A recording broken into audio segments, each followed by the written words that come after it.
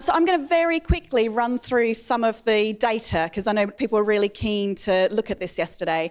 And I'm around for the whole 5 days, so also if there's anything specific that you want, because there is, of course, loads of data around hate crime and hate incidences, but I'm really happy to gather anything else you want and bring it to you individually, so please come up and have a chat. So, why do you think I'm starting with a picture of an iceberg?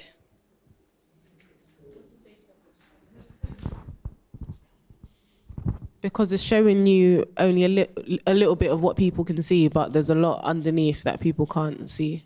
Yeah, absolutely.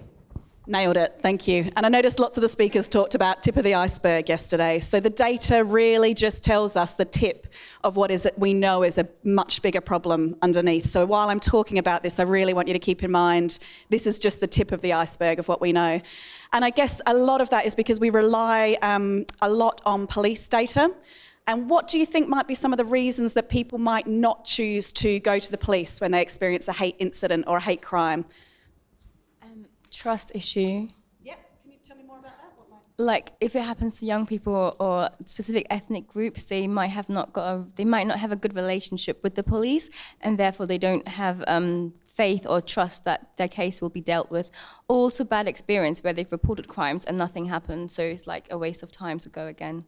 Absolutely. You could come here and do this presentation, couldn't you? Yeah, absolutely. So trust issues, feeling like nothing will happen, sort of existing views around the police. Anything else from people? Reasons that people might not report?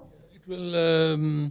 It can make the situation worse, and if we ignore it, maybe the person who has done it, his or her conscience will make things, let him feel that he has done something bad. Absolutely, absolutely. Feeling like, it's better if we just ignore it. What if it gets worse? What if I get victimised more because I've reported it? Absolutely. Any others?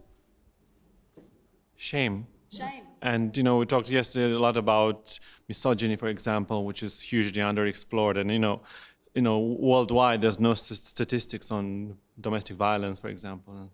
Absolutely. So it could be shame about this thing that's happened to you. It could be because you're from a family that you might feel shame from your family. Absolutely. Was there somebody else over here? Intimidated to go to the police just for the whole process. Yeah. Yeah, absolutely. Just being intimidated to go to the police because the whole process of reporting a crime. Absolutely. There are a few of the reasons, and there's many, many more as well. So this is part of why we're only looking at the tip of the iceberg when we look at data. Oh, wrong way. And a couple of other, so I think you guys have got that absolutely right. Also, we know there's sometimes misrecording. So it might be that somebody does go to the police, but the police might record it as property damage and not attach the hate crime element to it. So the recording, and I've seen this locally as well, where we've asked police colleagues to have a look at their reporting system. And it might be that the way somebody described it, the police didn't catch that this was not just someone's window being smashed, but someone's window being smashed because of their identity. So sometimes there's misrecording as well. So when we talk about police data, we don't talk about this is what was reported to the police, but this is what was recorded by the police. Because people have told us, I did report it, but it wasn't recorded in the right way.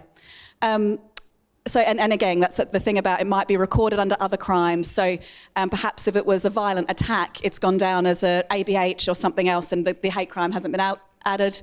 And also there's a difficulty in the police system for actually recording where it's more than one type of hate. So if it's somebody felt targeted because of their race and because of their disability, that's quite difficult to record on the police system and very difficult for the CPS to take forward. So the law doesn't really provide us a way to get data that looks at intersectional, so where things are intersecting or co-occurring, I suppose, where there might be two forms of hate co-occurring. So that's my big disclaimer for while I'm showing you the data, just remember that there's all these reasons why it might not be completely valid. And also the England and Wales Crime Survey, and I should say this data, so the last time it was done was in 2007, and we know the last 5 years there's been particular increases in hate crime. But in that survey, 47% of people who had experienced hate crime said that they didn't report it to the police. And then in a more recent survey by Citizens UK, they found that 7 in 10 people who had experienced hate crime didn't report it to the police. So this is some national information. So I'm going to look at national data very quickly first, and we'll make sure you guys have copies of this so you can study it.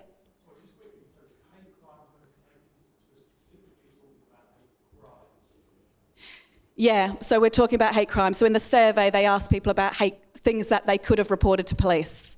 And yeah, absolutely, yep.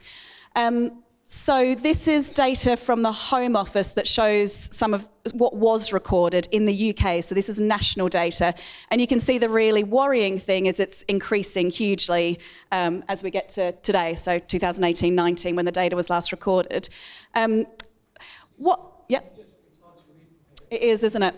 Yeah, so red is race, and very unhelpfully they've made religion orange, which is very close to red. So this part is race, orange is religion, sexual orientation is in the dark blue, disability is in the light blue, and at the very top there's yellow, which is transgender motivated hostility. So I'll get you guys a copy of this in colour so you can reflect on it a bit more. You can also find it, there's a really good Guardian article we can send around that kind of breaks this down as well and gives you more detail. So if you want to research it more, fantastic, I'll send you that link as well.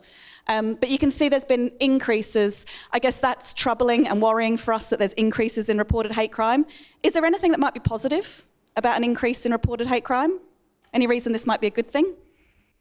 There might be more awareness, like the Guardian was able to pick that up and write an article, so it will increase more awareness.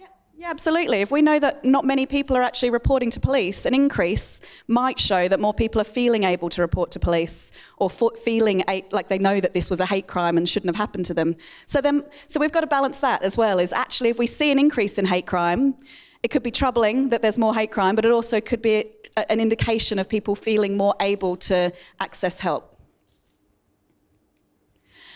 So I'm going to show you some more local data now. So this is total amount of hate crime offences recorded in Waltham Forest, and this starts in 2014 here, and it's 12 months rolling data, so each data point is looking at 12 months back, but I've got it there every quarter, and you've got this in your slide pack so you can study it a little bit more. So you can see an increase happening, quite similar to that we see in the UK as well.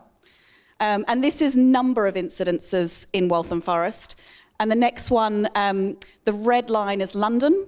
So you can see we've sort of increased at the same rate as London, but London actually gets, towards the later end of 2019, London increases some more, where we kind of steady down a little bit. And this is per 1,000 people in the population. So this is crime rates. So there's crime volume, which is the number of crimes, and then there's crime rates, which is, how much is this happening compared to the level of population that we have. So you can see that, sort of 2.2% of Waltham Forest residents have experienced a hate crime, which is, when you break that down into numbers, then you think about how few of them would have actually gone to the police. We're talking about quite large numbers.